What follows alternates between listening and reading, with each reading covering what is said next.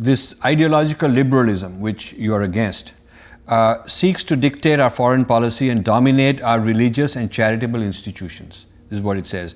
Tyranny is the result at home and abroad. So don't want these kind of interventions in our religious and charitable institutions. But what about the other way around? What about when the United States sends evangelists to other countries? Isn't that intervening in their religious fabric? It's something that has to take place in a very delicate fashion. I'll clarify that I'm a Catholic, and so I can only really speak from the Catholic Church's perspective, which is interesting because it's sort of a supranational institution. It doesn't claim allegiance to any one country.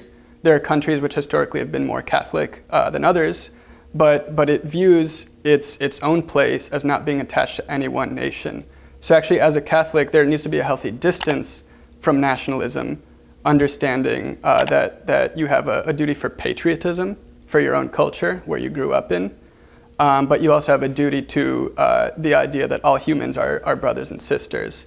But there is a very aggressive evangelism also. I can believe it, yeah. My American Christian friends, when I tell them what some of the evangelists are doing in India to convert, they think this is not even Christianity. This is not what we as Christians want to be doing, to go to somebody else's place and be very hostile to them and take advantage of the Christians in India, contrary to the propaganda you will hear in this country, while they are 3% of the population, have a hugely large percentage of the land and assets and wealth and premier jobs. So they've done very well. If you look at the social economic breakdown of different faiths, Hindus are in the middle, Christians are the best educated and wealthy and jobs and amount of land they own, and Muslims are below. So Christians have no real reason to be complaining because they've done very well.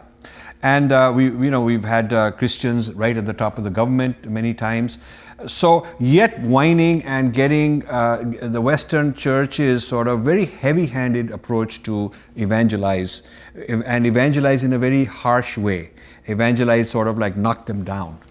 I've only been to India once in my life, and that was about 6 or 7 years ago. So I'm afraid that I really can't speak to any of those details. Sure. No, not from your personal experience, but from the experience of policy. I mean, because if the policy that your organization says is that foreign policy, those who dictate foreign policy and dominate our religious and charitable institutions create tyranny, well, the same thing, from a point of view of somebody in India would say, why are people based elsewhere coming and interfering with our religious institutions? Sorry, are there concerns about sort of Christian tyranny? Christians coming and having a disproportionate amount of power compared to their population, a disproportionate amount of land. A lot of land was given to the church during the British times. So some of the most prestigious land, high value land in the inner cities belongs to Christian institutions, churches, and so on. And now with the foreign funding, a whole lot of money coming from overseas, United States included, the Christian army to go and aggressively evangelize is well funded. And so this creates cultural tensions that we should come back maybe and discuss in more detail, because I'd like to have your views on it. Yeah, so I mean, we can address it now if you like as well. So I'll say this, I mean, the Catholic Church, I think, has a very fair-minded approach towards evangelization. As a Catholic, one of the basic things at the end of St. Matthew's Gospel, Christ asks us to go forth and share the gospel. So, I would see it as sort of a betrayal of my own faith if there wasn't an element of wanting to share that. But sharing doesn't have to be aggressive knocking down. He didn't say go and break their idols and demolish this. He didn't do that. No, I agree. I wouldn't take an aggressive approach. Yes. I am someone who feels drawn towards the life of the mind, and so my approach is one of trying to learn and study and exchange ideas and hope that people see the truth. The Catholic Church in its history did a lot of harm to many people, and the Vatican apologized.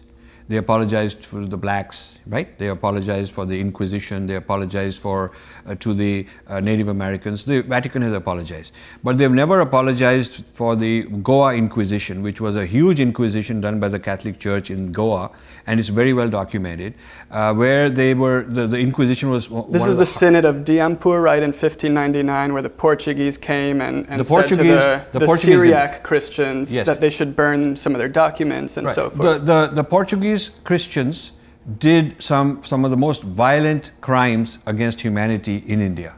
And the Vatican has never apologized for that. I don't have a full historical knowledge to know. What I do know is about the Synod of Diampur. And, I, for example, think that's the wrong approach to evangelization, because I think that the Catholic Church is greatly benefited from the variety of rites that we have in the Catholic Church. There's Greek Catholic rite, there's all sorts of Catholic rites, and I thought it was, frankly, a real crime against the sort of heritage of those Christians that some of those traditions were sort of Latinized. It's not just taking the liturgy and turning it into Latin. I'm talking about physical violence, killing people. Yeah. So I really don't know the history there. So I'm afraid I can't speak. Yeah, but I think killing is wrong. No, I'm talking especially in context of evangelization. I'm talking about actually physical violence, killing people, burning their homes, burning their property, seizing their property. I'm talking about physical violence, not just emotional level violence. Yeah. So I'll send you some stuff. I will send you some stuff. If that's the case, I have no problem saying that that's the wrong thing to do. Now, it would have been wonderful if the church said, those Portuguese went out of line.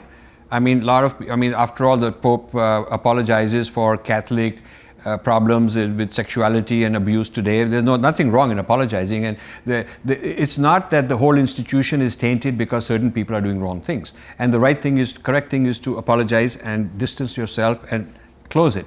But the Indians always remark whenever the Pope has visited or whenever a dignitary from the Catholic Church comes that, why do they go around the world and apologize to all other non-Western, non-Christian people for the past wrongs, but not the Hindus, not the people in India? And that's something I will send you some material, because it's fair that you need more data. I'd love to have your views on that. Thank you for watching. You can subscribe here and also hit the bell icon to make sure you get notified. To donate, please click this button.